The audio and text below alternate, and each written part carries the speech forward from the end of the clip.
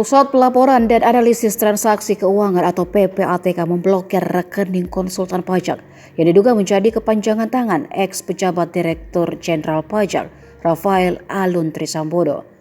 Kepala PPATK Ivan Yustiavandana mengatakan konsultan pajak tersebut diduga berperan sebagai nomini atau orang yang digunakan Rafael dalam melakukan transaksi.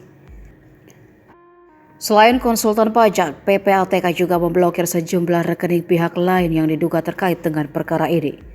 PPATK menduga terdapat orang yang bertindak sebagai profesional money laundry atau pencuci uang profesional terkait Rafael Alun Trisambodo. Meski demikian, Ivan belum membeberkan jumlah rekening yang diblokir terkait Rafael Alun Trisambodo.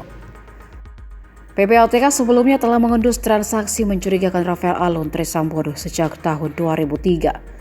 Temuan tersebut kemudian dituangkan dalam laporan hasil analisis tahun 2012.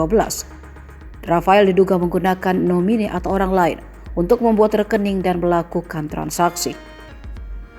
Terpisah Ketua Humas PPATK, Natsir Ponga mengatakan bahwa setiap laporan yang dikirimkan PPATK ke penyidik termasuk terkait Rafael ditemukan indikasi dugaan tindak pidana pencucian uang. Harta kekayaan ex-pejabat Direktorat Jenderal Pajak Rafael Alun Trisambodo sebesar 56,1 miliar rupiah menjadi sorotan karena dinilai tidak sesuai dengan jabatannya. Rafael awal disorot setelah anaknya Mario Dandi Satrio melakukan penganiayaan terhadap anak pengurus GP Ansor.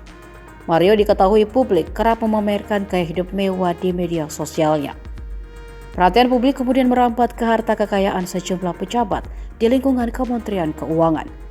Gaya hidup sejumlah pejabat pajak yang memiliki motor Harley Davidson dan motor gede bermerek lainnya pun ikut disorot.